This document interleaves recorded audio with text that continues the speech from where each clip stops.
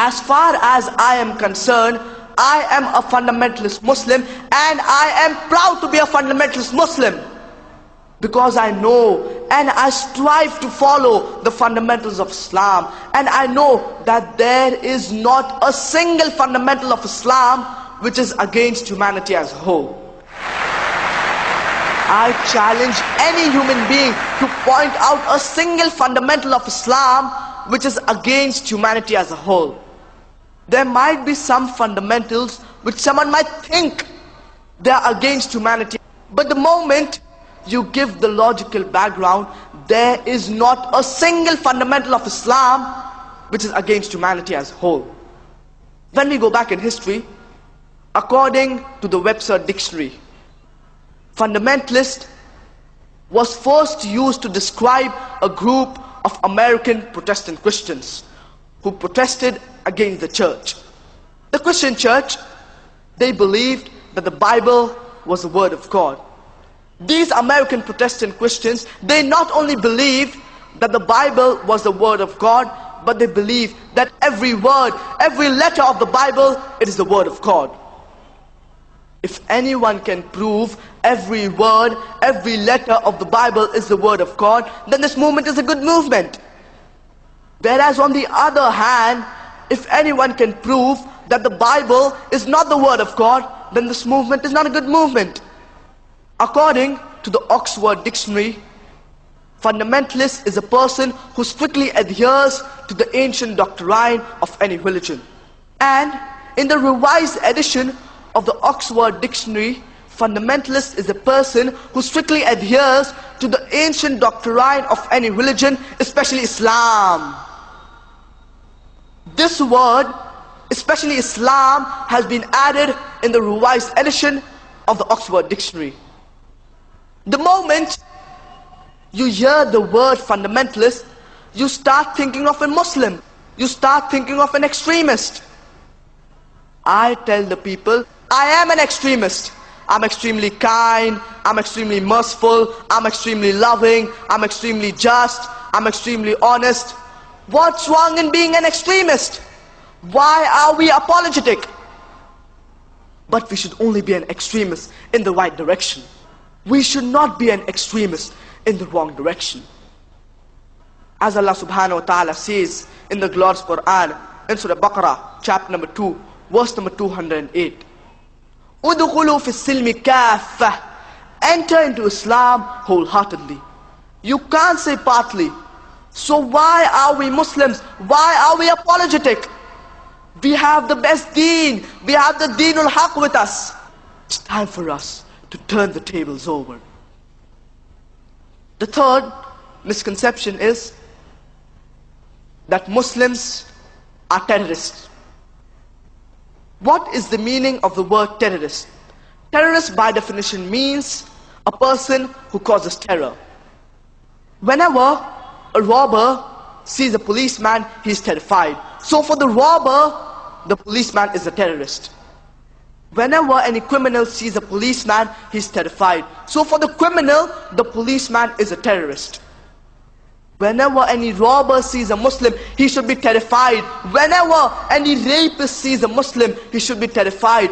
Whenever any anti-social element sees a Muslim, he should be terrified. Like the police, every Muslim should be a terrorist to the anti-social elements. I'm aware that this word terrorist, it is more commonly used to terrorize an innocent human being. In this context, no Muslim should ever terrorize any innocent human being. And many a time, two different labels are given to the same person for the same activity. 60 years back, when the Indians were ruled by the British government, and there were people who were fighting for the freedom of the country. And these people, by the British government, they were called as terrorists. Whereas by the common Indians, they were called as freedom fighters, as patriots. Same people, same activity, two different labels. If we agree with the view of the British government that the Britishers had tried to rule over India, then you would call these people as terrorists. Whereas if you agree with the view of the common Indians that the Britishers had come to do trade, they had no right to rule over us, then you would call these people as freedom fighters, as patriots. Same people, same activity, but two different labels. Allah subhanahu wa ta'ala says in the glorious Quran, in Surah Hujurat, chapter number 49, verse number 6, يا أيها الذين آمنوا إن جاءكم فاسق بنبأ فتبينوا أن تصيبوا قوما بجهالة فتصبحوا على ما فعلتم نادمين. O you who believe, when a message comes to thee, check it up before you pass it on to the third person.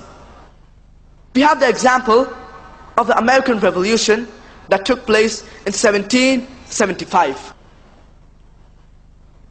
George Washington, by the British government, he was called as terrorist number 1.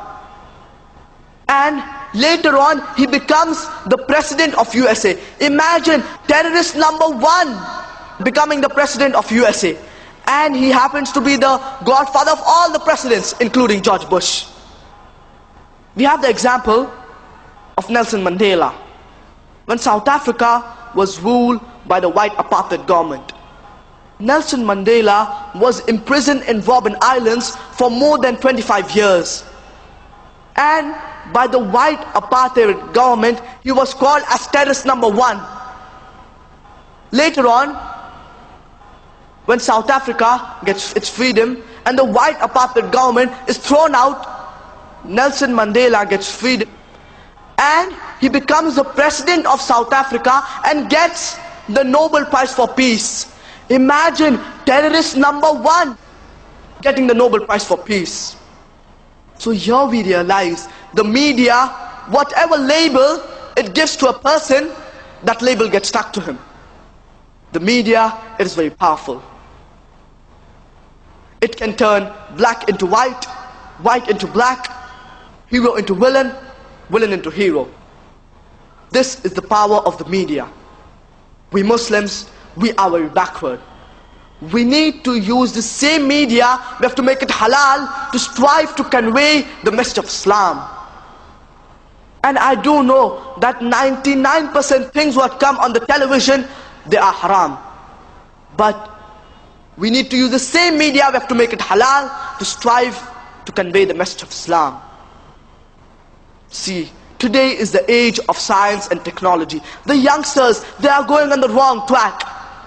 We need to use the same media to bring the youngsters on the right track. And as long as we are within the purview of the Islamic Sharia, we need to use the same media, we have to make it halal to convey the message of Islam to the non-Muslims, to those who are unaware of it. The fourth misconception is that Islam was spread by the sword. Islam comes from the root word salam, which means peace. It is also derived from the Arabic word silm, which means to submit your will to Allah subhanahu wa ta'ala. Thus Islam means peace acquired by submitting your will to Allah subhanahu wa ta'ala. Islam was spread by the sword. Peace was spread by the sword. It's rather contradicting. Each and every human being in this world, he's not in the favor of maintaining peace. There are many who would like to disrupt it for their own gains. Therefore, force has to be used in order to promote peace and justice in the country. Similarly, in Islam, force can be used at the last resort in order to promote peace and justice in the country. And the best reply to the misconception that Islam was spread by the sword is given by the famous historian Delassie O'Leary in the book Islam at the Crossroad. On page number 8 he says that history makes it clear that however the legend of fanatical Muslims sweeping across the world, forcing Islam at the point of the sword over conquered races is the most fantastic, absurd myth that historians have ever written.